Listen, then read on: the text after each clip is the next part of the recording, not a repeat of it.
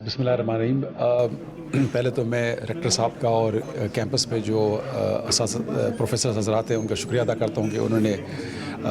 ہمارے ساتھ بیٹھ کر ایک ماڈل تیار کیا تاکہ ہم پاکستان کے لیے فیوچر اور ہماری جو آنے والی جنریشن ہے جو اسٹوڈنٹس آپ کے ہیں اور آنے والے ہیں ان کے لیے ایک ایسا پلیٹ فارم بنائے تاکہ ہم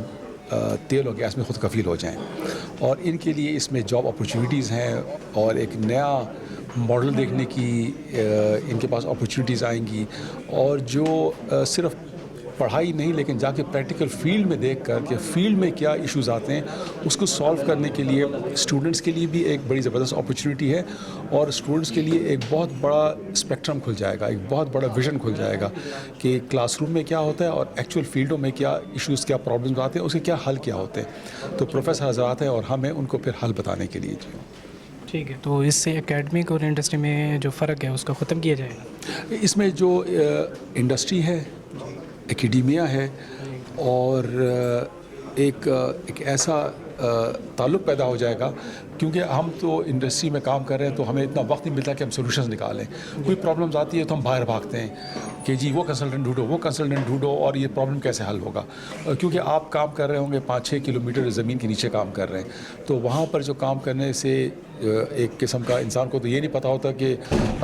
جب ایم آر آئی چل رہا ہوتا ہے الٹرا ساؤنڈ کے 1 انچ نیچے کیا ہے اور ہم تو 5-6 کلومیٹر نیچے کام کر رہے ہوتے ہیں. تو اس سے اسٹوڈنٹس کو جو ایک کانفیڈنس لیول ڈیولپ ہوگا اور جب اسٹوڈنٹس پریکٹیکل لائف میں آئیں گے تو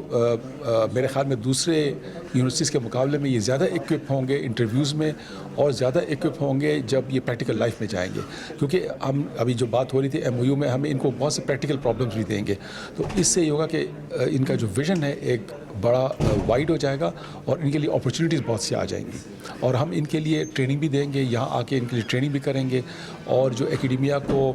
ایک ہمارا ان کے ساتھ ایک تعلق ہوگا, ایک کنیکٹیویٹی آ جائے گی, ایک اٹیچمنٹ ہوگا, اس سے اکیڈیمیا کو بھی چانسز ملیں گے کہ جو انہوں نے پی ایچ ڈیز کی ہیں اور جو ان کی اپنے فلسفے ہیں اور جو ان کی اپنی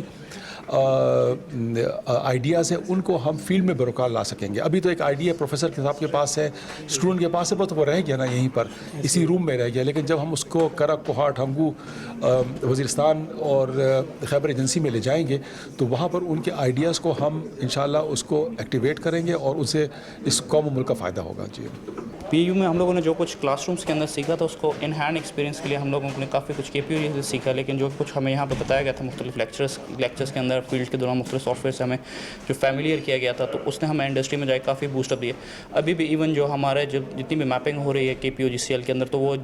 اولڈ بیرینس ہیں جو کہ کر رہے ہیں جن کو جی ایس کے اوپر ہولڈ ہے, اس کے اوپر فیلڈ جیولوجسٹ ہیں. ابھی جو ریسنٹلی ہمارا بیچ پروموٹ ہوا ہے اس کے اندر گڈ 60 to 70% بیرینس ہیں جو کہ ٹریننگ سے آگے پروموٹ ہوئے ہیں. تو بیرینس are doing very well in the industry.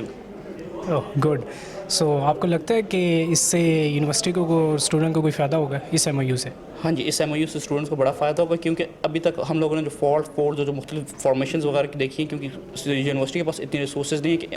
Industry کی چیزیں جا کے دیکھ سکے. تو اس کے لیے جو ہم لوگ وہاں پہ اسٹوڈنٹس کو فیسیلیٹیٹ کریں گے, ان کو بتائیں گے سیپس کس طرح آ رہی ہیں, کدھر سے ریزرو آ رہا ہے, مائگریشن پاتھس ان کے کیا ہیں, اس کا جو بھی سافٹ ویئرس ہیں ان کے ہم لوگ ریسرچ ورک میں جو کہ فائنل ایئر کے اسٹوڈنٹس ان کو ریسرچ میں کافی ہیلپ آؤٹ ہوگی ہمارے ساتھ کام کرنے سے.